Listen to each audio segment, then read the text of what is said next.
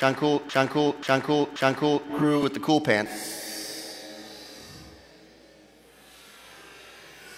Next up, David Colson. Come on out.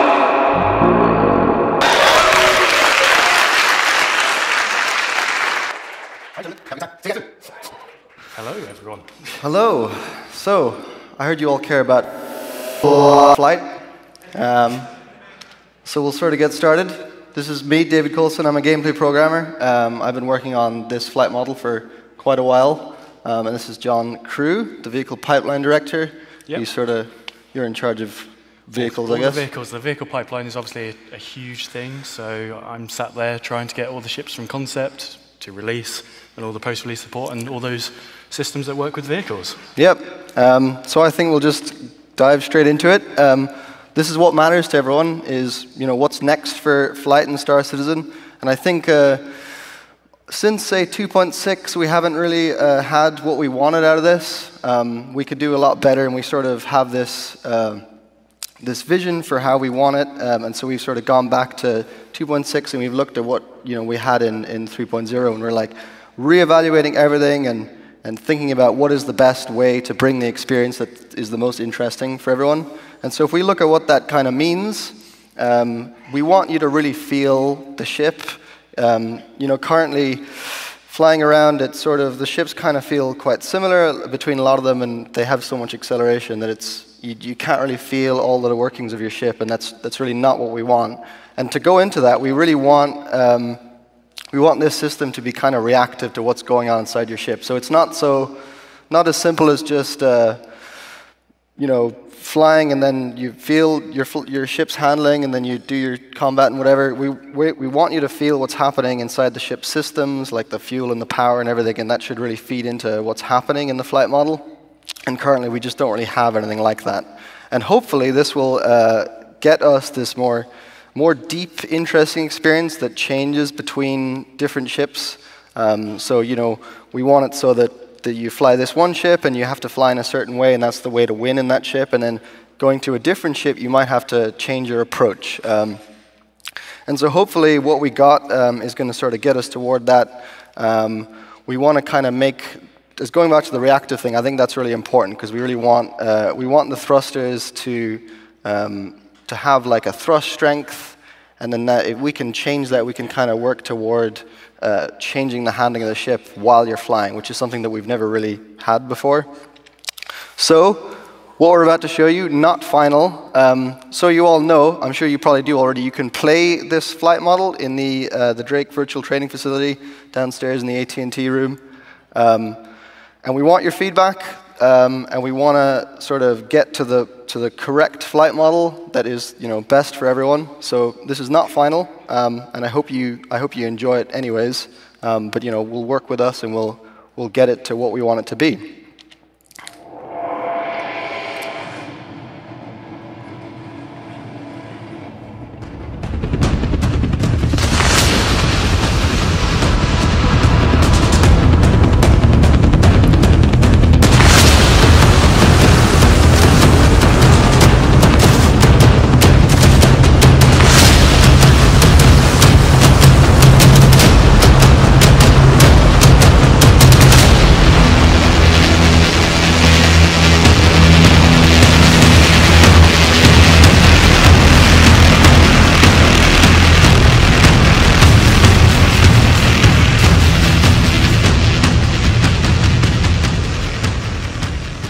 So video is obviously very hard to get across the feeling of flight, so we're going to talk in depth about a lot of stuff here. So let's start at the bottom and work our way up. Yeah, we'll start with controls, I think right at the bottom of the flight system. Go on, you want to talk about the throttle? You may have noticed on those videos there we've changed the way the throttle works. You have direct control over your ship now, and that works at a much wider range of speeds. It's sort of the feedback we've had from people today, like they've noticed that change. So let's have a look at it in action. So if you look on the left side of the screen, there's now, or left side of the HUD, you now have a speed bar, and you're moving your speed up and down by pressing W and S, say for mouse and keyboard. We'll get to HOTAS in a second, promise me.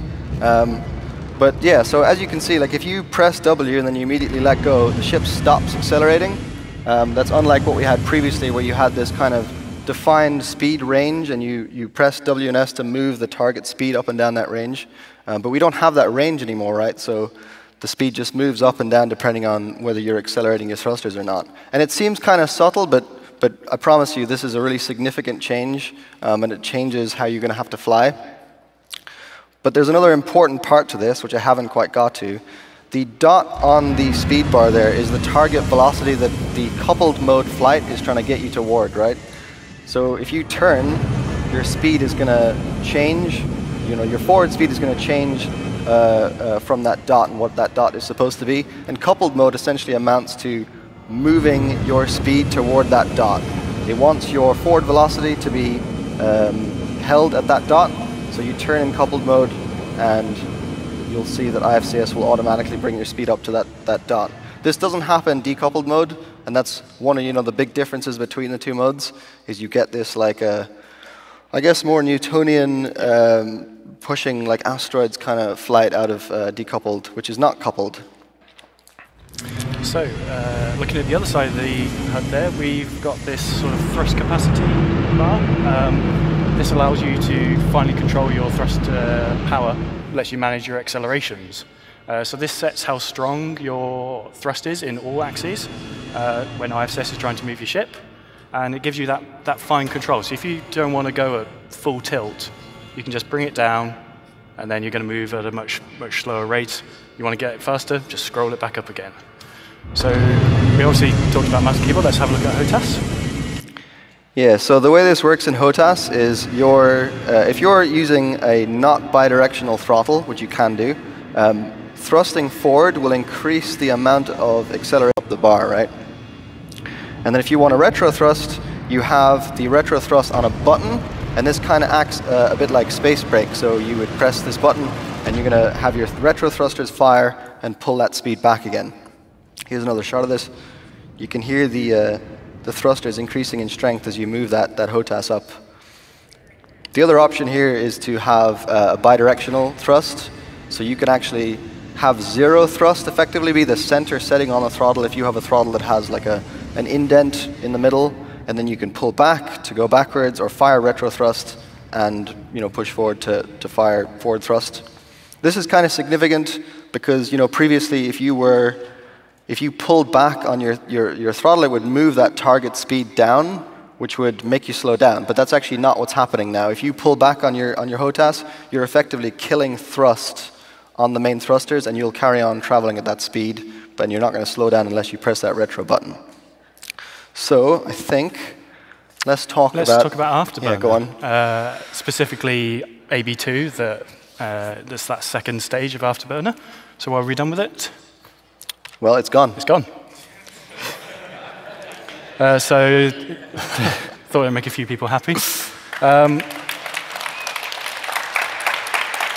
No longer do you just hold shift to get up to cruise speeds. There's that weird bit in the middle where you're like, is it going? Is it not going? Oh, no, it's going. Oh, I don't want to go there. Yeah. So no more scaling your accelerations back. No more kicking you out when you move.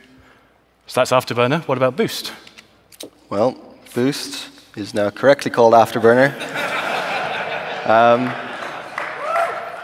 So yeah, now you press Shift, and you will essentially you're firing Boost, right? So you're going to get more acceleration out of the ship. And this is not related to going to cruise speeds. This is literally the same as Boost was, right? You're going to do this, and you're going to feel more acceleration out of your ship. Now, there has been a previous issue with Boost where it's overused, shall we say, with some people taping it down. I've heard this is a thing that happens. We know about you guys taping Boost down just for benefits. So we wanted a consequence to using Boost. So we're actually going to get back to that in a little bit because we need to go over something else first. So, go on. So how do we cruise now? Now we've got rid of AB2. Well, you literally just freely accelerate up to cruise speeds in any direction, coupled or decoupled. So let's have a look at it in action. So here in the Aurora, I'm just holding W at this point, accelerating past. You see I'm going to go past the SCM speed, and the ship just keeps accelerating. Now obviously in coupled, This is happening with just accelerating forward, but you can actually do this with any of the strafe axes as well, and you can do this in decoupled. You literally just accelerate for as long as you need, and you go up to the top speed of the ship, which is pretty much the same as the cruise speeds we had previously. Though there is another change that's kind of important here.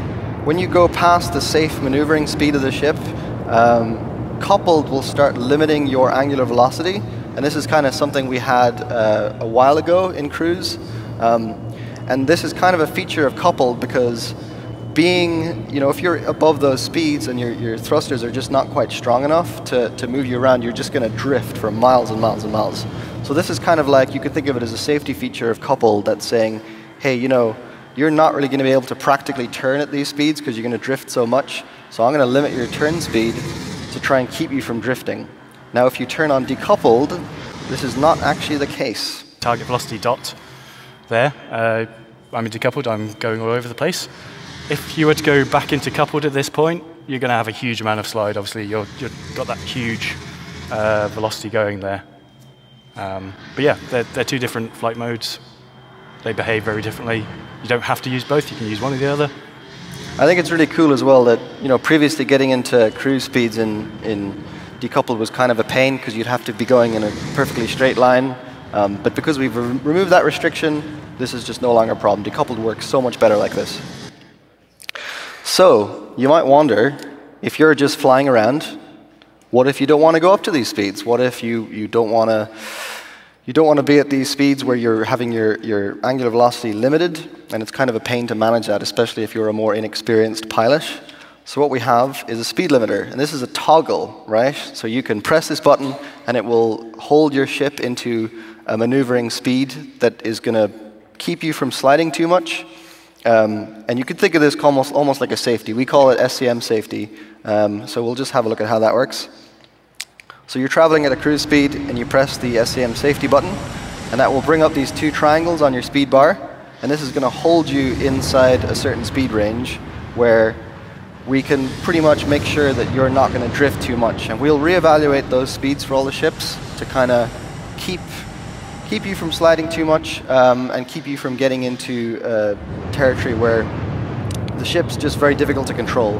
And so this is on by default. You can obviously change that in the settings. And we expect that the more experienced pilots will be able to fly with this off, and they can sort of edge up to the higher speeds and not lose control too much. Yeah, it's not like hard cap. Like it's a range of velocity and speed. You're still going to slide within those ranges. Yeah, you just slide less when you're going slower. So we talked at the start a few goals we want to do. So a big one of this is how do we make this system reactive and systemic? What does that mean? So we've fully integrated IFCS and thrusters into all the other ship systems. They have item 2.0 like all the rest. That means they now behave with power, fuel, heat. They all interconnect with all the other items in the ship. Previously, there were sort of two separate systems in the ship, and never the two would meet. That's not the case now. So another thing we want to talk about is having a grounding for how these thrusters work in reality, which we can go over. Yeah, so what we wanted to do with thrusters is base them on some real-life fiction that we can sort of take forward into the future. And that was these things called Vasimir engines, which I can barely remember what they stand for. I think it's Variable Specific Impulse Magnetoplasma Rocket. That's what it is. Yeah. So this is a real-life rocket technology that is sort of going through a lot of testing as a potential future interstellar or intersolar. NASA got them on things. Yep. So the idea basically is that you're going to ionize a fuel, like some gas like argon or something. So you're going to use lots of power to create this ionized plasma, and this is going to generate loads and loads and loads of heat, and then you will accelerate the plasma with really strong magnets to generate thrust. And so this kind of gives us a really good basis to make all the thrusters work off of this. So if we have a sort of defined thrust capacity for thrusters, and this is their performance effectively, right? This is the amount of newtons they can give out, and then we draw power and generate heat and generate thrust based on this fiction. We can kind of make this a really systemic, believable system that sort of works under some future version of a real thrust system. So we'll take a look at this. So we're going to look at this in action. We do a lot of this by looking at the MFDs, just because it's a really clear way of showing it in a presentation format. So as you can see now, every thruster has a little item on the power UI, and they draw power dynamically as the thrust is given to them to move the ship. Fuel is the same as this. Just imagine the power, but replace fuel, it's the same. And as you're flying around here, you can see your main thrusters going up, using more power. The heat goes up as well with them. Now I'm stopping, so the retros went up there. Let's have a look what happens. Like some of the other systems we have in the game, you can move the power around, so let's have a look at that. So you can manually underpower or overpower each thruster, and your ship's going to behave accordingly. So here I've reduced the power capacity on the rear thrusters, and this also affects heat as well. So if you're underpowering thrusters, they're going to generate less heat. Afterburner is actually just a facet of this system. It's just a shortcut straight into overpower mode. And overclocking is then another level on top of this, where you get that extra performance, you get more heat, more wear, and it's all systemic. They all just work together. Underpowered thrusters burn less fuel, overpowered ones generate more heat. If you're running low on fuel, you can throttle your thrusters down to just eke out that more performance. And this is all part of a system to give us consequences to your actions. At the moment in game, you can just fly around to your heart's content and go, oh, I've run out of fuel, I'll just go to Cryastra and get a bit more fuel. Yep. My ship's hot, don't care. It's not really as interesting as it could be, I think. Yeah, so this gives us those consequences. So let's have a look. So this is what I was saying earlier with the consequence to taping down boosts. So if you do that, what will happen is your thrusters will start overheating. And the more and more you do that, the thrusters are going to wear out and they're going to get damaged. So immediately, if you start overheating, we're not going to cut out your thruster. I think that's a bit mean. But we will immediately have the thruster start struggling to give the thrust that it can. And you'll feel this is simulated dynamically on all the thrusters, right? So if you, for example, are overheating specifically your front left maneuver thruster, you're actually going to feel the ship is becoming imbalanced, and you're going to have... If you have a penchant for like strafing left everywhere in the game, yeah, exactly, that side's going to suffer. So you will actually feel that the ship is not thrusting to the left as strong as it is to the right because you've been overheating the thrusters on the right too much. So we'll take a look at this. So right now, you're flying around perfectly normally, and then you press shift to afterburn, and you'll see you're getting overpowered here. Now, for the sake of showing this, we've massively increased the wear number. So the wear number is that middle number, that's number 15 in the middle of the thrusters. So you overheat your thrusters too much, that number is going to start going up. Again, don't worry, it's faster here than it will be in the game. And you can see that the thrusters are starting to not use as much power as they were. I think that the ideal behavior here is that they actually draw as much power as they would have, but you're just not getting the same amount of thrust out of the thruster. So you continue afterburning like this, your thrusters get weaker and weaker and weaker, and you'll immediately start feeling the ship get more and more sluggish because you're just, you're damaging the thrusters by doing this.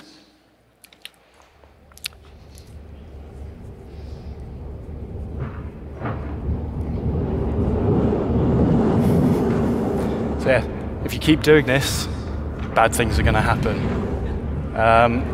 The main visual cue of this is thruster misfires. Now, misfires are going to be things that happen on all items when they're getting worn and overheated. And for thrusters specifically, they're going to accidentally backfire like a car. Sometimes they're not going to respond when you want them to respond. They're generally going to make flight pretty unstable. We talked about changing thrusters out.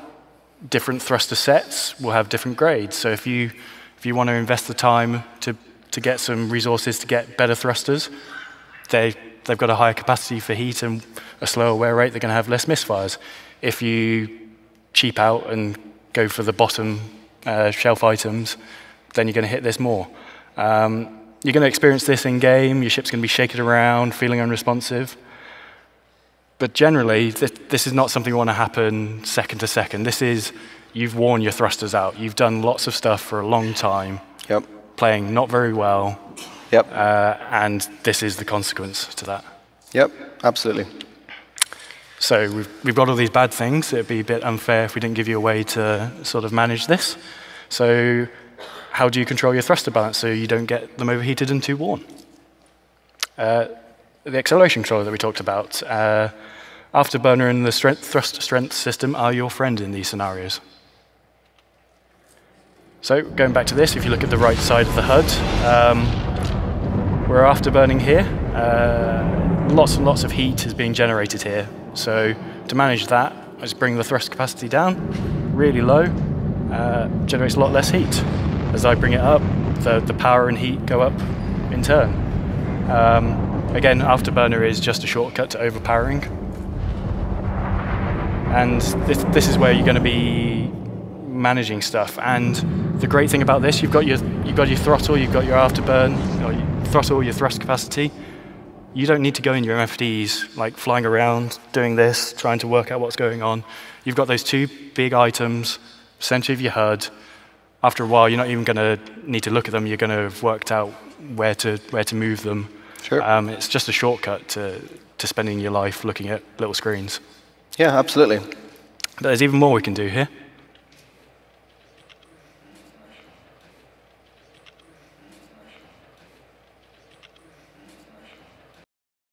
Straightforward enough. Since we simulate this, we can just push this to the limit. We can say, hey, if someone shoots your thruster, we can start reducing its power output and its strength. And this is kind of this level of dynamic flight behavior we've just never had before. So we take a look at this inside the Freelancer. You're flying around, your thrusters are in perfect health, you got no problem. And so here, Gladius is going to shoot some thrusters. It's already shot the one on the right there. The more and more you do this, you can see the thrusters starting to get damaged. And you will immediately feel this in the handling of the ship. So the idea here, so you can see these two thrusters have been damaged. If you try and move, you're just not going to get the strength out of them that you need. And the expectation here is that we want more interesting combat, so that, I think currently people just go straight for the cockpit if they know what they're doing. Yeah. But actually, it could actually be another strategy to go for the main thrusters of a ship, or even if you're good enough to hit the maneuver thrusters, you can cripple a ship so it can't even roll. Yeah, at the moment it's very time to kill, and we've always talked about time to disable. You want to be able to board ships that you've taken out. At the moment you can't really do that, but this is a system that allows you to cripple that ship. You've got distortion weapons to do that. You can physically damage them. So It's all building up to that, grabbing hold of other ships. Because the thrusters are drawing power so dynamically as well, if you, for example, take out the power plant of a ship, they're not going to be able to power any of their thrusters. The ship's going to be completely incapacitated. You just won't be able to move, which is pretty cool. So there's a bit more. I think this is a really important thing that we've done, is we've gone over every single ship in the game and rebalanced them and retuned how the ships fly. I feel like this is kind of a subtle thing for a lot of people, but I think for the people who really know the details of flying, this is a huge, huge deal. So what the goals here were to try and get some more variety between the ships and try and feel more momentum in the ships and feel more character between them. So we're going to go through and we're going to create like a systemic system for deciding what thrusters and what size of thrusters are going to get certain thrust capacities. And so that across all of the ships, we sort of have this, unified balance of how ships feel and how they get thrust assigned to each direction. Yeah, the momentum part is key here. Like at the moment in the game, maneuvering thrusters have like absurd amounts of power to them. Yep. And this changes that significantly. In 3.3, there are actually ships that have like these tiny little maneuver thrusters and these giant main thrusters, and the maneuver thruster has more thrust than the mains. So no more of that. We're going to make this a lot better.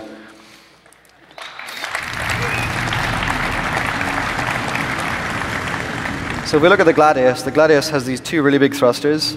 Straight away, if I make a left turn, you can see how much more drift there is than there used to be. You really want to feel the momentum when you're moving a ship around.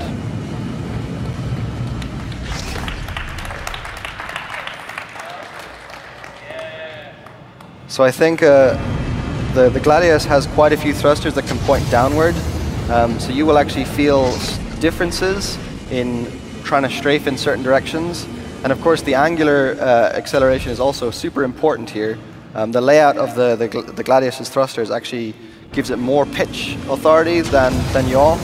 And so in this ship, that's going to be the dominant way. You're going to want to try and use your roll and pitch to get on target and hold the target in front of you. And that may not be what we have with other ships, right? Variety and character. Yeah, this variety is super, super important to us. So you can see in the outside view here, as you move around, it really, I can't stress how cool it feels to have this momentum.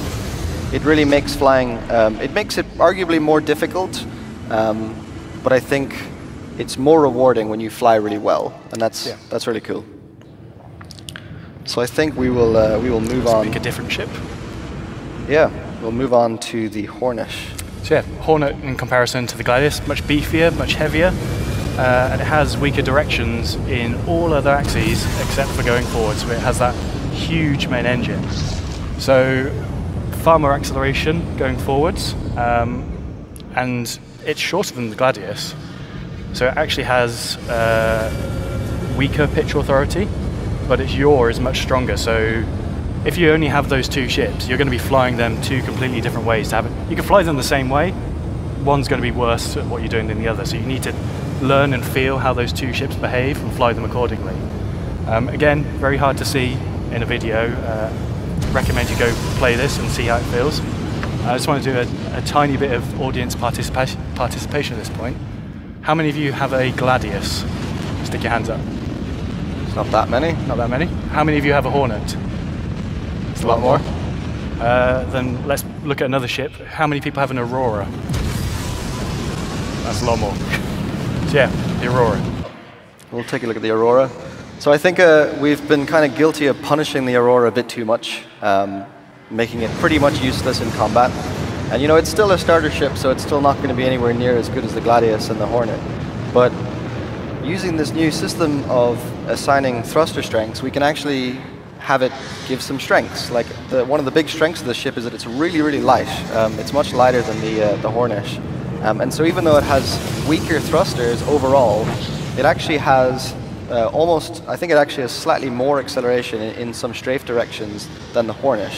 But it obviously sacrifices not even close to as powerful main thruster.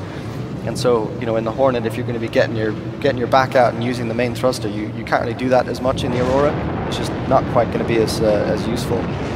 We can also use the previous ship item 2.0 systems to make the Aurora not as useful, say, as a Hornet, because, you know, maybe you just can't distribute thrust well enough, or you just don't have the items to match with the Gladius. This is the most popular ship in the game. Yeah, so absolutely. We definitely didn't appreciate it enough in all the previous tunings. And yeah, we don't want to nerf this ship for sure. It should still be useful, even though it's not as good as the better ships. So I think that is that. We also, to do all of this, we wanted to make a ship design tool, right? So we're going to actually try something slightly risky here and do a live demo. As Chris said, there may be some crashes here, so... There probably won't be some crashes, but we made this ship design tool. And what we wanted here was super fast iteration. You know, previously, when designing ship handling, we had to hand edit XML files and run console commands, and it was just kind of a pain. It took hours. Way back years ago, we, as designers, to tune the ship, you had to go in each individual thruster XML and go put its force output in newtons. Yep. To do all those, then you had to reload the game, then you had to test it with no feedback on the times and the accelerations rate and go, yeah, that feels okay, or that feels terrible.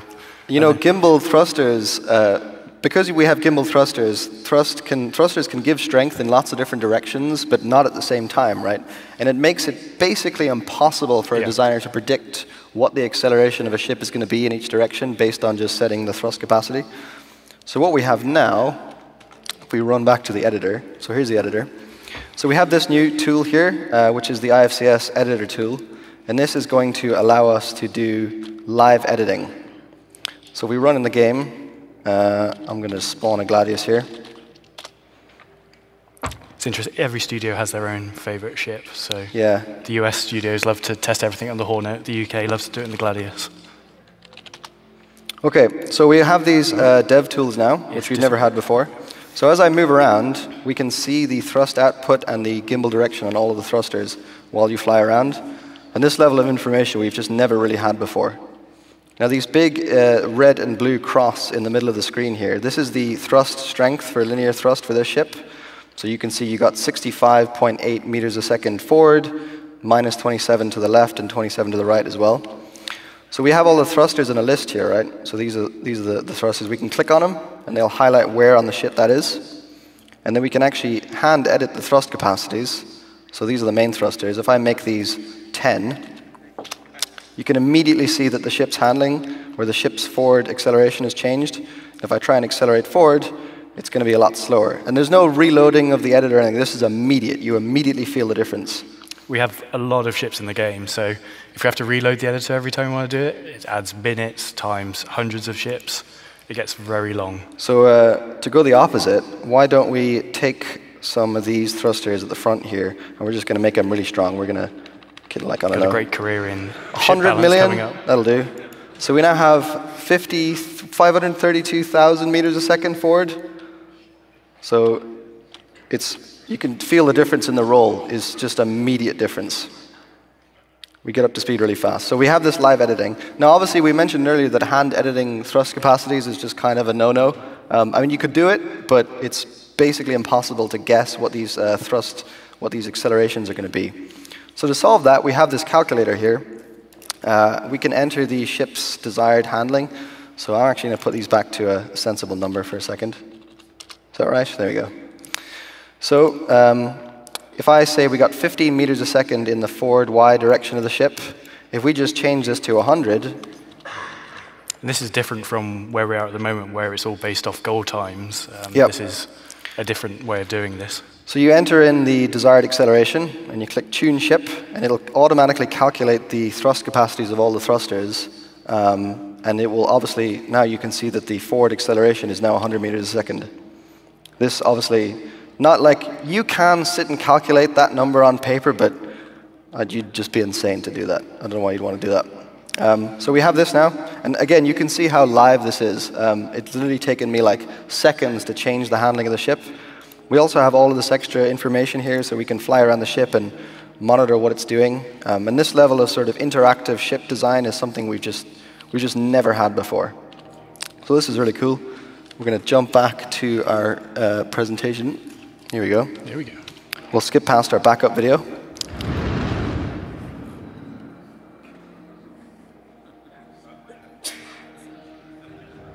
We're going to take a look at atmospheric flight. Yeah.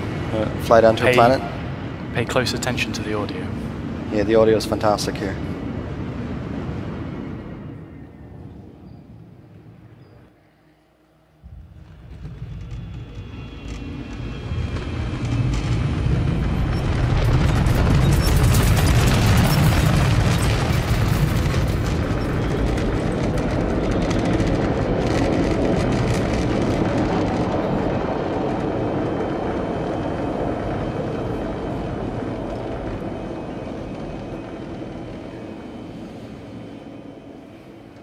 So there we go, atmospheric flash.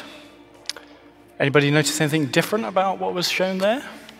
Well, so now got lift.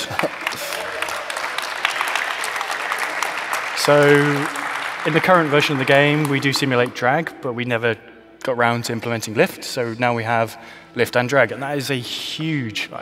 It's hard to. It's massive. State how much of an improvement that is and a big change. It's what makes atmospheric flight different to space flight, rather than just being a diluted version of space flight. So the atmospheric flight system as a whole has had a huge amount of work done to it. Lift, drag, turbulence, they've all had some changes. So Let's have a look at it in the Gladius. Yeah, so we fly around in the Gladius and we try and yaw. Immediately you're going to feel torque on the ship trying to keep it into the wind, right? Obviously, if you hard yaw in a plane in real life, it's just not going to work, right? And then as you see, if we roll and pitch, you can actually turn so much faster. In fact, you can actually almost completely arrest the drift that you would get in space. So you see how hard we can turn. We actually start to black out. That's not blackout from the thrusters. That is blackout from the aerodynamic forces on the ship, which is not something you get in space. I think this change this has to flight. You can see this is someone like, well, it's me trying to yaw really hard, and you see how the ship like torques back into the wind.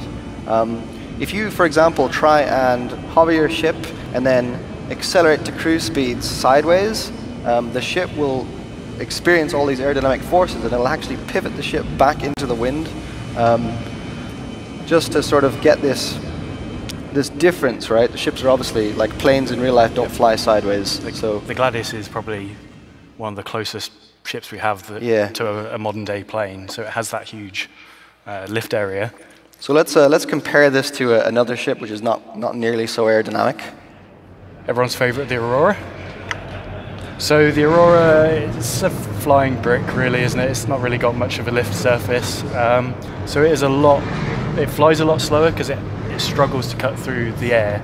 It's got a lot more instability, as you can see there. We're trying to yaw here, but it's just not doing it because it's hitting that wind and kicking back. Another downside to this, beyond that, the thrusters have to do a heck of a lot more work just to do this. So they're running hot, they're consuming more fuel. Doesn't mean that it's like this all the time. You can get around this to an extent. Again, bring the thrust capacity down. You're going to be flying slower. I should add that your thrusters are doing all this work when you have a super not aerodynamic ship. Like in the Gladius, you can actually fly along stable and turn your thrusters off and the ship will glide, which obviously you can't do in the Aurora. You're going to have the thrusters working an awful lot more. Yeah, you're going to go down pretty quickly with this. Exactly. So let's have a look at what's going on under the hood.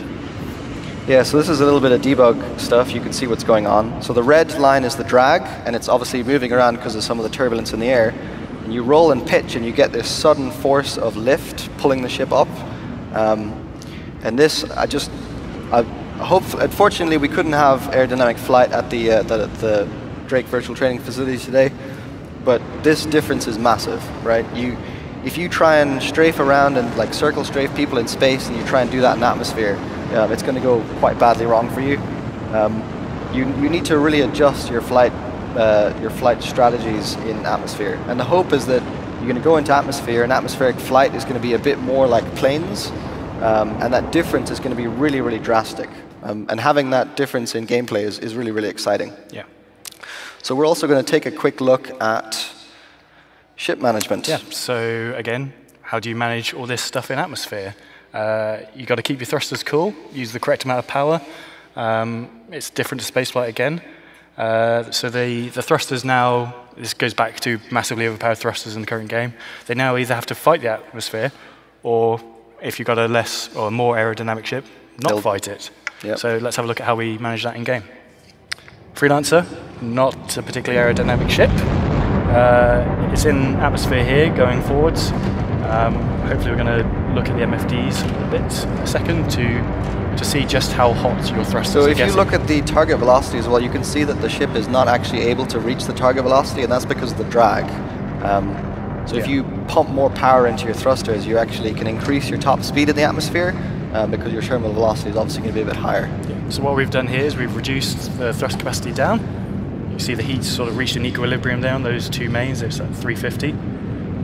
Gone to overclock them now, and now we can hit that speed. We probably could keep ticking it up, but you're paying the price of more heat. So now my thrusters are overheating. So how do I stop that? Turn them off. The wee heat's going away now. Probably best to turn off overclock as well, otherwise when you turn them back on, they're just going to go back into that cycle. Put them back in again. There you go, you've prevented yourself overheating.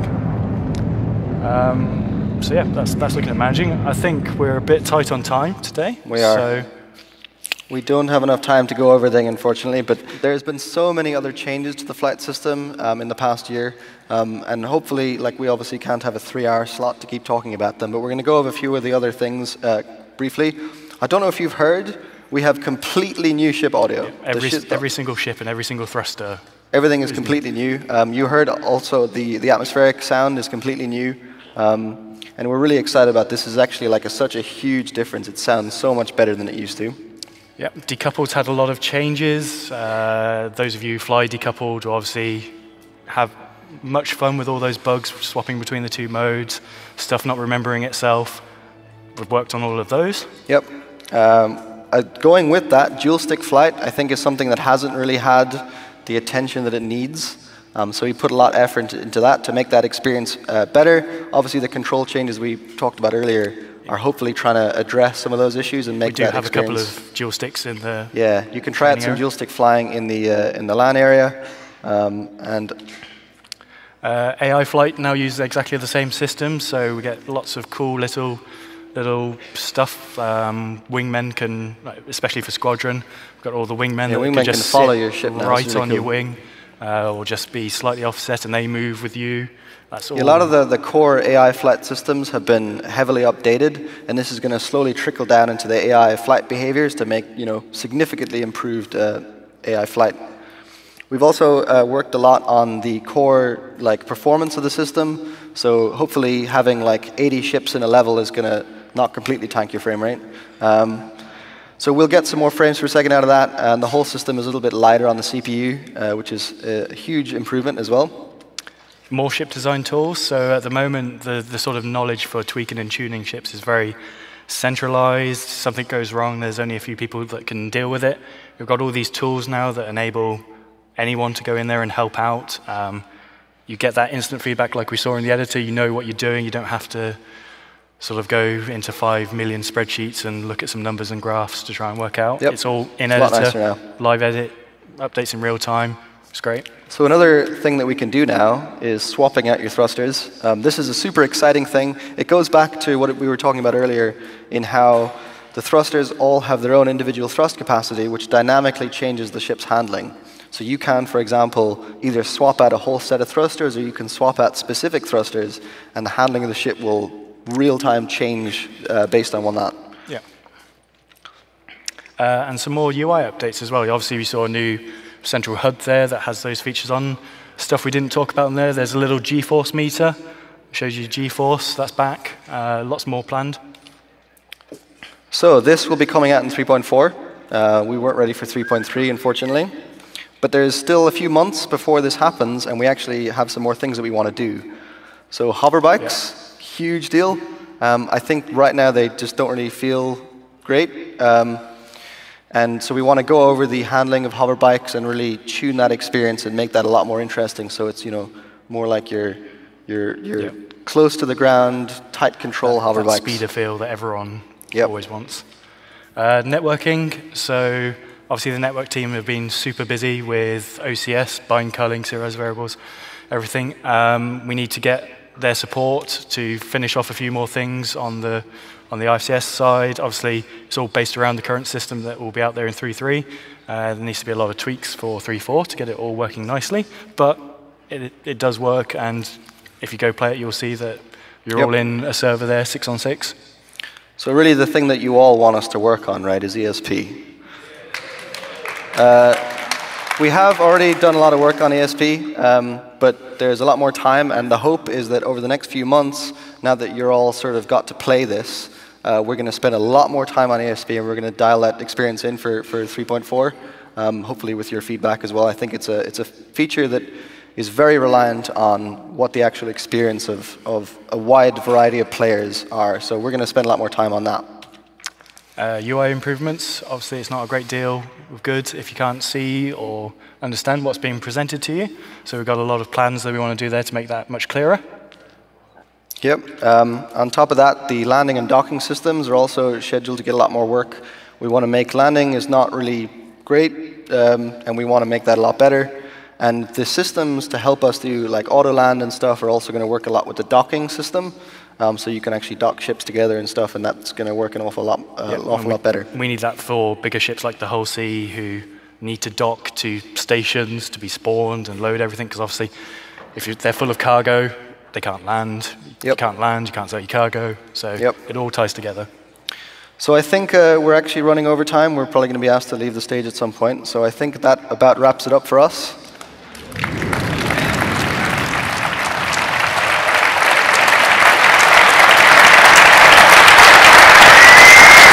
Thank you very much for watching. I hope you please go and play this in the Drake Virtual Training Facility and tell us what you think. It matters so much. We'll be over there. Thank you.